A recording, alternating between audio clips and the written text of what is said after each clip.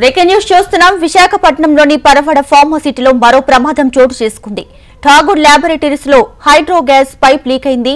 Maintenance పనులు చేస్తుండగా gas leak అవడంతోనే కార్మికులు అస్వస్థతకు గురయ్యారు. ఇక అస్వస్థతకు గురైన 9 మంది బాధితులను వడ్లపూడిలోని హాస్పిటల్ కు తరలించారు సిబ్బంది. ఇక విశాఖలోని ఫార్మా కంపెనీ ఘటనకు సంబంధించి మరింత సమాచారం మా ప్రతినిధి అనురాధ అందిస్తారు. లైవ్ లో అనురాధ.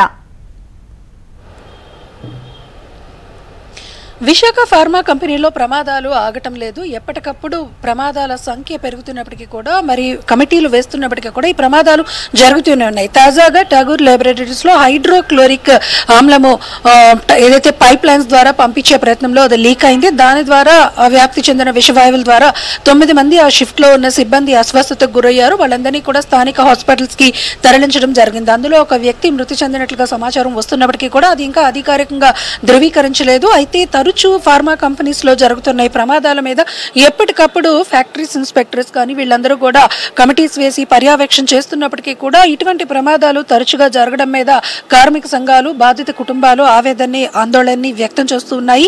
ముఖ్యంగా ఇటీవల చూసుకుంటే గనక విశాఖపట్నంలో వరుస ప్రమాదాలు ఫార్మా కంపెనీస్ లో జరుగుతూ 10ల సంఖ్యలో మృతులకు కూడా కారణాలు అవుతున్నాయి. అయినప్పటికీ కూడా ఇంత భారీ స్థాయి ప్రమాదాలు జరుగుతున్నప్పటికీ కూడా అక్కడ పర్యవేక్షణ లోపం అనేది స్పష్టంగా కనిపిస్తూ ఉంది అన్నది ఆవేదన అయితే మాత్రం వ్యక్తం అవుతుంది. తాజాగా ఈ ఘటనలో కూడా 9 మంది ఆ షిఫ్ట్ లో అంటే దాదాపుగా 10 మంది ఏదైతే ఆ గ్యాస్ లీక్ అయిన ప్రదేశం ఉందో ఆ ప్రదేశంలో పనిచేస్తూ ఉన్నారు. అందులో 9 మంది అస్వస్థతకు గురయ్యారు. అందులో 3 పరిస్థితి విషమంగా ఉన్నట్లుగా కూడా సమాచారం అయితే వస్తుంది. మిగిలిన వారికి చికిత్స అందుతూ ఉంది. అయితే స్థానిక హాస్పిటల్స్ కి వాళ్ళందరినీ కూడా తరలించడం జరిగింది. ఇప్పటికిప్పుడు ఏదైతే ఈ ఘటన జరిగిన తరువాత వాళ్ళంతా కూడా అక్కడ కంపెనీ లోపల ఏవైతే లిక్విడ్స్ ని పంపించే పైప్ లైన్స్ కానీ అవన్నీ ఉంటాయో వాటిలో పటిష్టత ఎంతవరకు ఉంది అన్న దాని మీద ప్రస్తుతం యాజమాన్యం ఎంక్వైరీ చేస్తుంది. అయితే పదే ఇలాంటి ఘటనలు జరుగుతూ ప్రమాదాలకి గురవుతున్న బాధితులు సంఖ్య పెరుగుతున్నప్పటికీ కూడా అక్కడ ఫార్మా కంపెనీస్ లో ప్రమాదాల నివారణ మాత్రం జరగటం లేదు అన్నది కార్మిక సంఘాలు ఆవేదనని కూడా వ్యక్తం చేస్తూ ఉన్నాయి. తరచూ ఈ ఘటనల మీద ప్రమాదాల్లో ప్రాణాలు కోల్పోతున్న వారికి కేవలం ఎక్స్గ్రేషియస్ ఇచ్చి మాత్రం సరిపెడుతున్నారు. ఎక్స్గ్రేషియస్ తో సరిపెట్టే అంశం కాదు ఇది. ఖచ్చితంగా ఏదైతే సంబంధిత అధికార వర్గాలు ఉంటాయో అవన్నీ కూడా పర్యవేక్షణ చేయాల్సింది. ముఖ్యంగా పొల్యూషన్ కంట్రోల్ బోర్డు కానీ లేకపోతే ఫ్యాక్టరీస్ ఇన్స్పెక్టర్స్ సంబంధించిన అధికారులు కానీ ఇలా అందరూ కూడా దాని మీద పూర్తి స్థాయి పర్యవేక్షణ ఉండాలి అన్నది ప్రధానంగా మనకి కార్మిక సంఘాల నుంచి ఒక డిమాండ్ అయితే వినిపిస్తుంది. తాజా ఘటనలో పెద్ద ప్రమాదం కానప్పటికీ కూడా అక్కడ ఏదైతే లిక్విడ్స్ హైడ్రోక్లోరిక్ లిక్విడ్స్ లీక్ అయ్యాయో ఆ పరిసర ప్రాంతం అంతా కూడా ఒక ఇబ్బందికరమైన వాతావరణం ఉంటుంది. ఎన్విరాన్మెంటల్ అంతా కూడా కొంత విషపూరితం అవుతుంది. కాబట్టి అక్కడున్న షిఫ్ట్ లో ఉద్యోగులందరినీ కూడా వెంటనే తరలించాలని చెప్పి ఆదేశాలు జారీ చేశారు. ప్రస్తుతం అక్కడికి అధికారులు చేరుకుంటున్నారు. పరిస్థితిని పర్యవేక్షించిన తర్వాత దాని మీద నివేదిక ఇచ్చే అవకాశం అయితే మాత్రం కనిపిస్తూ ఉంది. ఎస్ అనురాధ, అలానే ఇప్పుడు ప్రమాదం జరిగిన సమయంలో ఆ షిఫ్ట్ లో టోటల్ గా ఎంతమంది ఉన్నారు, ఎంతమందికి గాయాలయ్యాయి?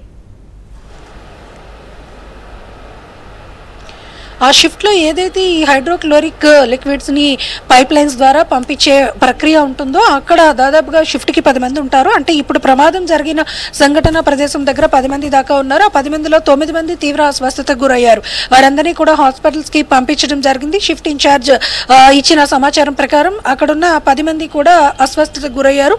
మిగిలిన ఆ ప్రాంతం అంతా కూడా ఆ లిక్విడ్స్ వ్యాప్తి చెందే అవకాశం ఉంటుంది. కాబట్టి వెంటనే ఏదైతే ఆఫ్టర్నూన్ షిఫ్ట్ ఉంటుందో అక్కడ ఉన్న ఉద్యోగులందరూ అందరినీ కూడా బయటికి పంపించే ప్రయత్నం యాజమాన్యం చేసింది. కేవలం ఆ సంబంధిత ప్రదేశంలో మాత్రం ఉన్న ఎవరైతే కార్మికులు ఉన్నారో వాళ్ళంతా కూడా అస్వస్థతకు గురవడం వాళ్ళని హాస్పిటల్స్ కి చేర్చడం జరిగింది. మిగిలిన వాళ్ళందరినీ కూడా ఆ షిఫ్ట్ నుంచి అంటే ఆ ప్రదేశం నుంచి ఆ పని స్థలం నుంచి సంఘటనా స్థలం నుంచి బయటికి పంపించేయడం జరిగింది.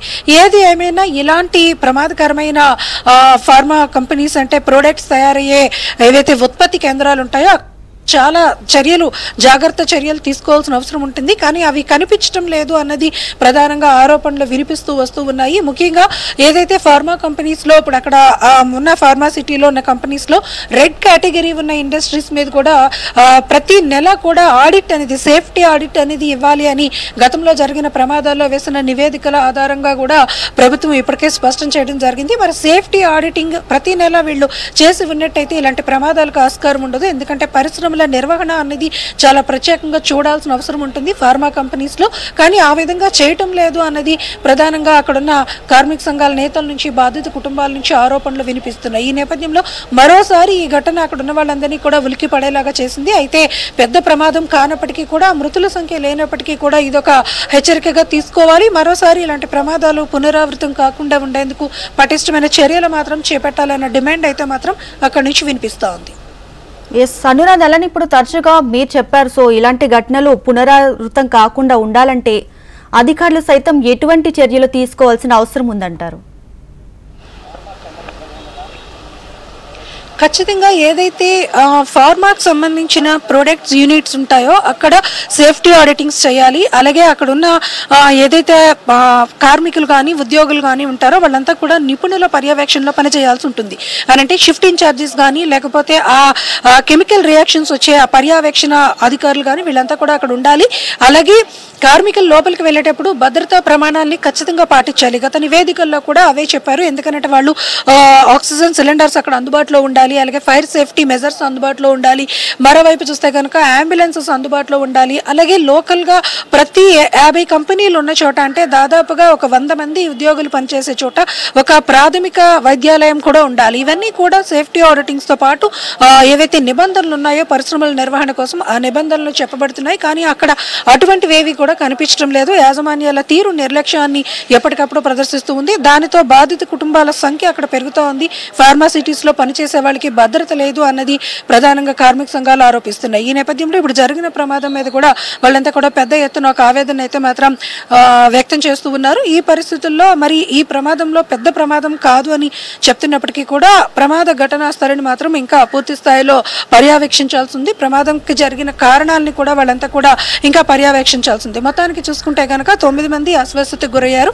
వాళ్ళందరికీ కూడా ప్రాథమిక చికిత్స కోసం హాస్పిటల్స్ కి తరలించారు. Right Anuradha, thanks for the updates.